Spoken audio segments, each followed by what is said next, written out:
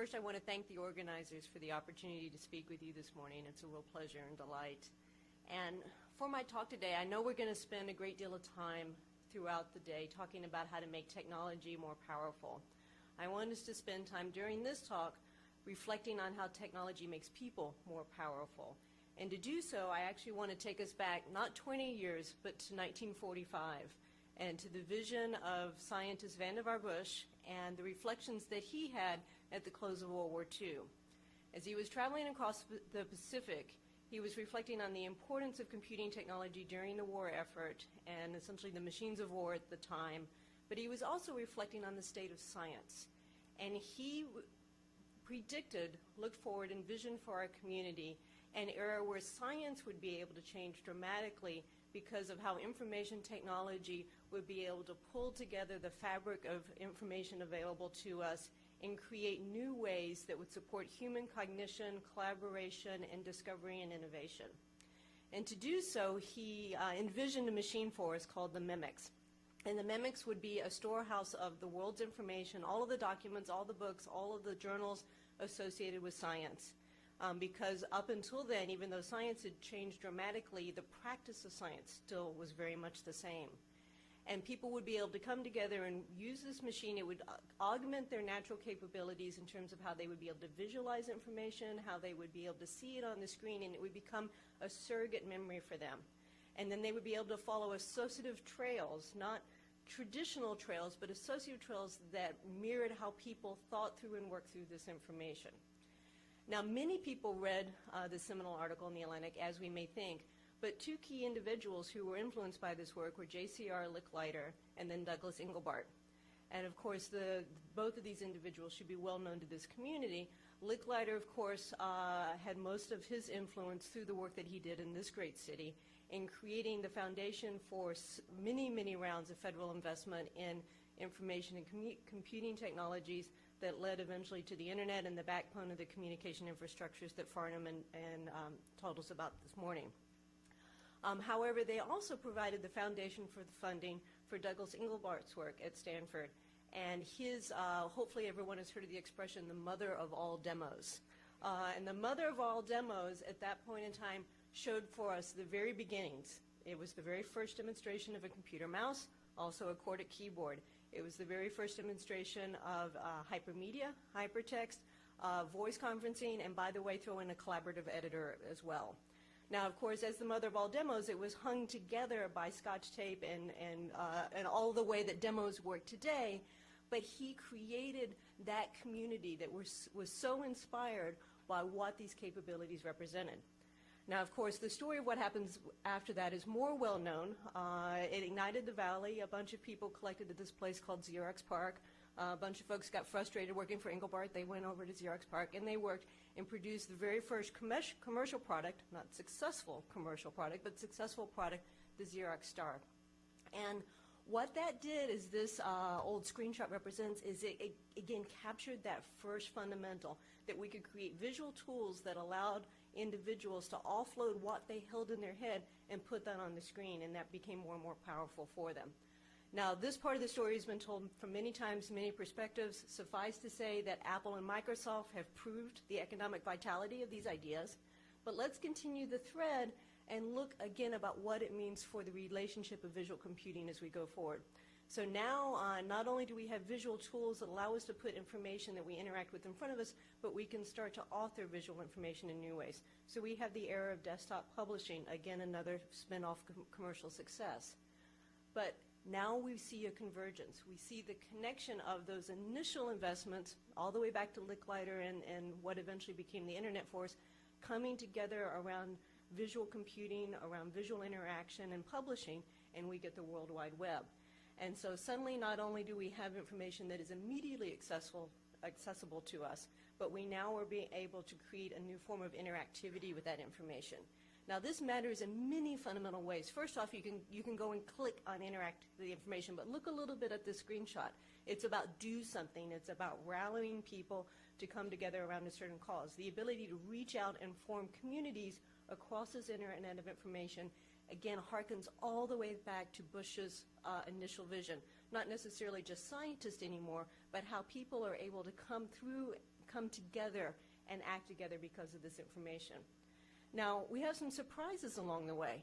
It turns out that people do not only react to the visual presentation of information, but if you provide the equivalent of a blank page available to them, but with the appropriate instructions and the appropriate communities around it, you begin to form knowledge communities. Wikipedia, according to all theory beforehand, should not have been successful. It should not have existed. But nevertheless, we now have a knowledge community that exists across multiple languages, multiple cultures, tremendous amounts of information, and amazingly, beyond all predictions, quite accurate. Now, we not only have Wikipedia, but hopefully many of you have seen this site as well, North Korea Uncovered, a different form of a blank page. So in this case, instead of writing an encyclopedia, it's about a community coming together where each individual has one piece of information, two pieces of information, but when they act together, suddenly an entire map or an entire region is exposed. Again, like Wikipedia, the validity and fidelity of this information is much higher than ever anticipated and competes quite well with traditional intelligence methods. So let's continue this thread. We've created this web of information where people are coming together. I don't want to be there. But let's go back to some of the other parts of Bush's vision. He also understood that how people interacted with information was critical. So it needed to be visually available.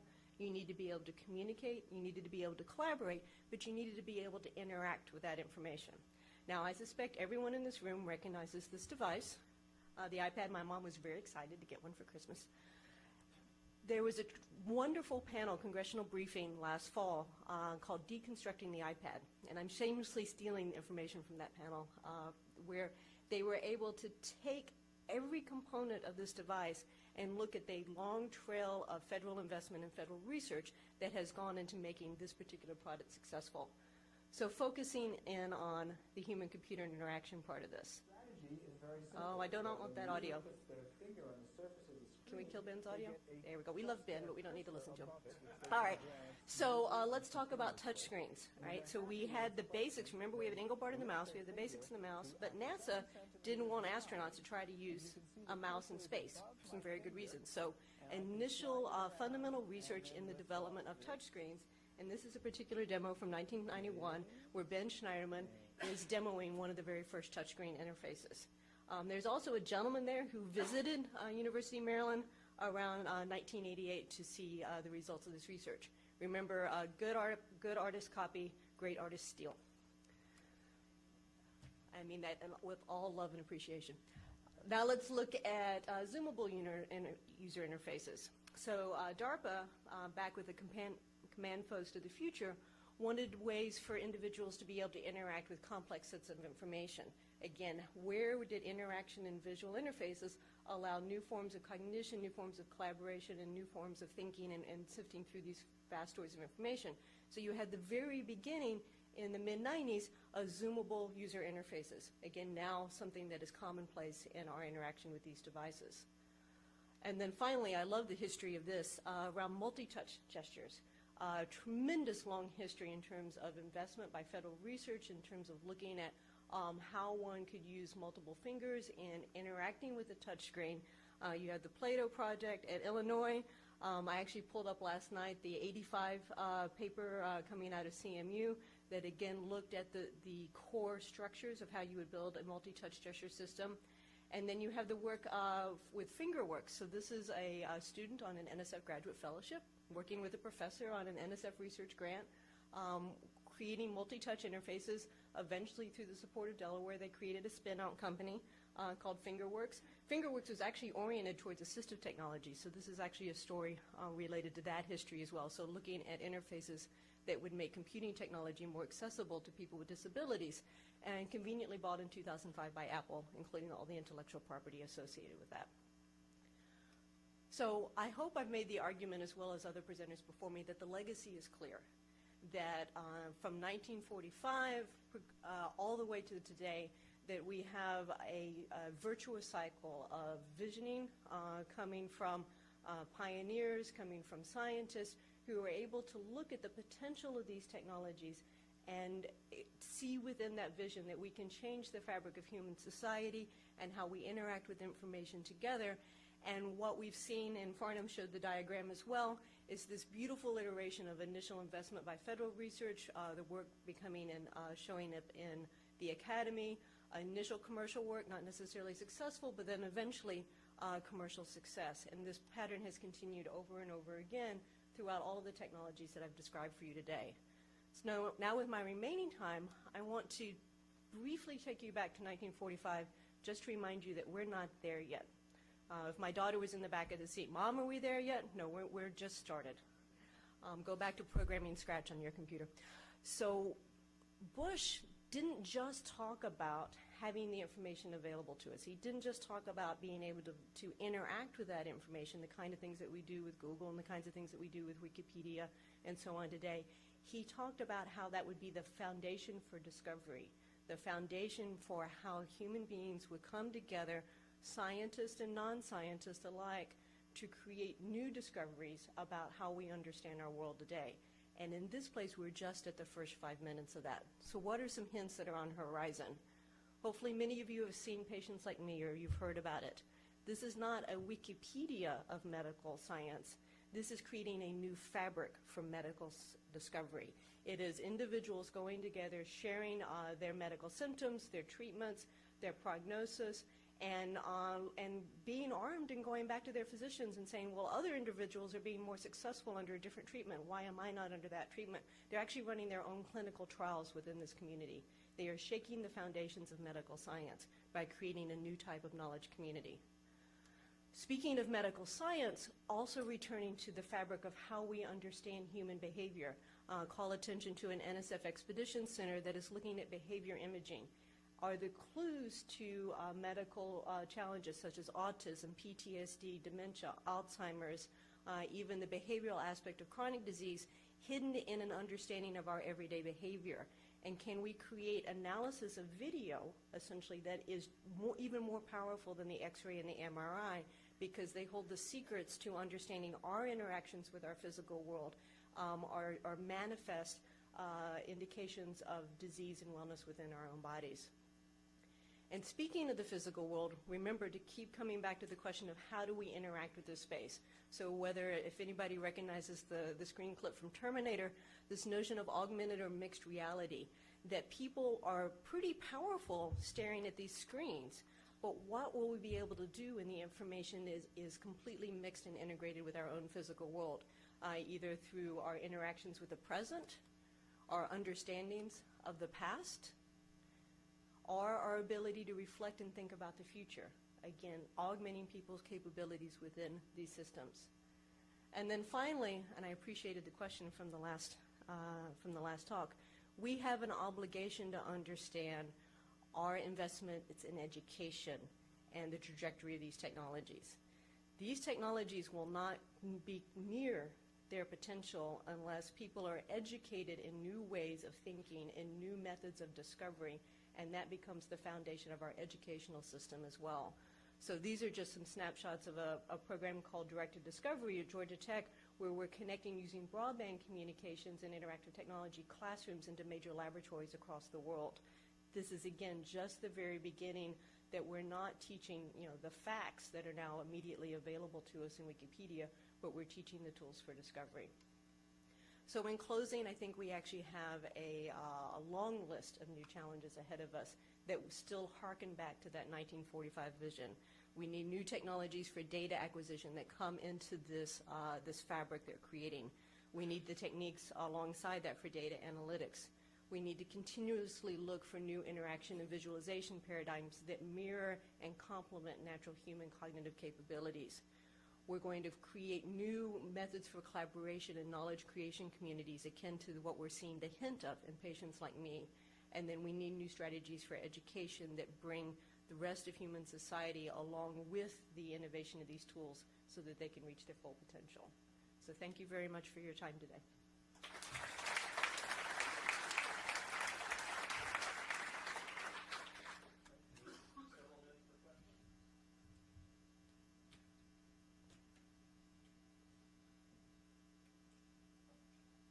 So I'd like to ask a question about what a person does when they either see or hear something. I mean, one of the things you can say is that if you just presented the information, the job is done. But if they don't understand it, you haven't really done a complete job. You might say, well, the person should get smarter. If this were a medical presentation from a doctor, it may be perfectly lucid to another doctor, but you may not understand the terms. You'd like to turn it into something that's more accessible. If you asked somebody to explain quantum mechanics and came back, quantum mechanics concerns itself with the diagonalization of Hermitian matrices, it might not do the job either. What do you think the prognosis is for the future of actually having information that maybe you can get the source of it, but you can also get the understanding of it better conveyed? So one of the terms that I overuse in my work, but I just love its evocative quality, is this notion of boundary objects. And what does it mean when we create objects and presentation of information that exist at those seams, that exist at those interfaces? Patient-doctor communication is a classic example of this. And even though we know from every single study with respect to adherence and with respect to health quality outcomes that communication is so critical, but we have underinvested in the technologies that would be able to support that. So we're looking at the design of tools that allow a patient's perspective on their medical challenges and their health and their wellness and their priorities to be reflected alongside the physician's understanding and their priorities. And it takes a long time. Behavior change in physicians is actually harder than behavior change in patients. But the ability to create that common ground, to use tools to create a common understanding, a shared understanding, and then a plan forward. So just a simple example, if a kid is asthmatic, their priorities may be about their throat being itchy because of the inhaler. The physician's priority is actually this kid's not sleeping well. But if you can put those priorities up next to each other, you're more likely to get the kid and the parents to pay attention to what the physician cares about if that dialogue is happening. But those tools, we can now create the basis from that dialogue by mobile tools and how we interact with the kid on a daily basis, and we can bring those together. So that's about creating a shared understanding where the information technology acts as a meeting place. The other thing that I think you're referring to as well is just different layers of common sense or different even cultural perspectives on information. And I'm very interested one of the beautiful things about Wikipedia is all the actions, behind the scenes. And that's where you see those dialogues and those debates occurring. I would love to see the interfaces that allow us to see those cultural understandings or the cultural perspectives associated with the information there and allow communities to come together around those shared perspectives. We're a long time in coming in terms of creating those systems, but that's where we'll also be able to meet some of the challenges that you described.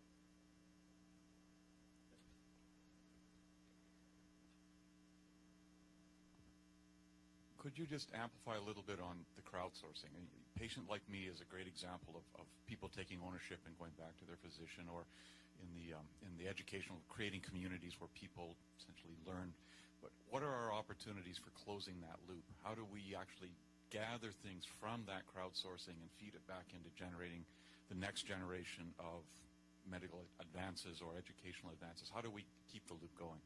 So there's at least two critical things that we must do. And the question is about how do we tap into the power of crowdsourcing, whether it's through medical advances or just across the internet as a whole.